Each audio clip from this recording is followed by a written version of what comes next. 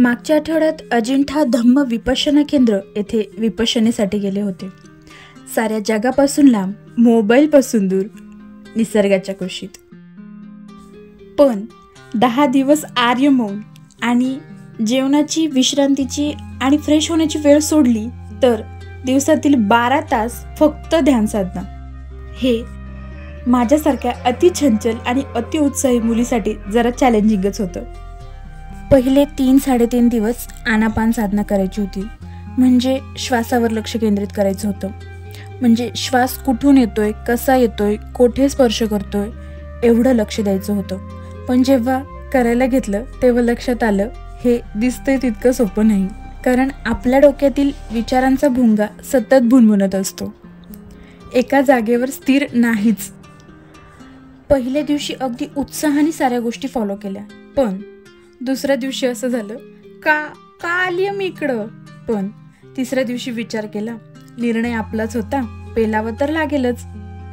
आणि चौथ्या दिवशी जेव्हा विपश्यना साधना शिकवली तेव्हा आपल्या शरीरातील तरंग पाहून अपूर्वच वाटलं की एवढं सारं होतंय आपल्या शरीरात, पण आपण स्वतःलाच कधी निरखून पाहिलं नाही. आणि हळूहळू प्रत्येक संवेदनांची जाणीव होऊ लागली. आणि त्या संवेदनांना इव्हॅल्युएट न करता, म्हणजे ती संवेदना सुखद आहे की दुःखद आहे या दृष्टीने न बघता तटस्थपणे त्याकडे बघायचं. आपलं आयुष्यही असंच आहे की, म्हणजे आयुष्यात घडणाऱ्या प्रत्येक गोष्टीकडे आपण अपेक्षा न ठेवता जर तटस्थपणे पाहिलं तर सगळंच किती सोपं होईल ना. विपश्यना शिबिराच्या 9व्या दिवशी शरीर आणि चित्त इतकं एकरूप झालं होतं की धमन्यांमधून वाहणारं रक्त जाणवत होतं. एक वेगळीच अनुभूती होती ती. आणि 10व्या दिवशी मंगलमैत्री दिवस होता.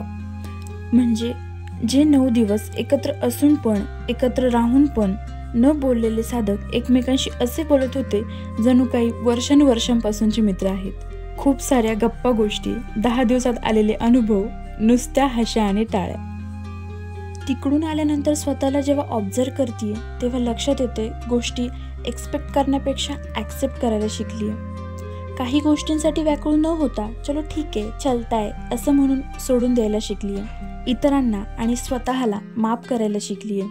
कारण प्रत्येक गोष्ट अनित्य आहे, कायमस्वरूपीसाठी काहीच नाही. त्यामुळे आनंदी राहा आणि इतरांनाही आनंद वाटा. भवतु सब्ब मंगलम.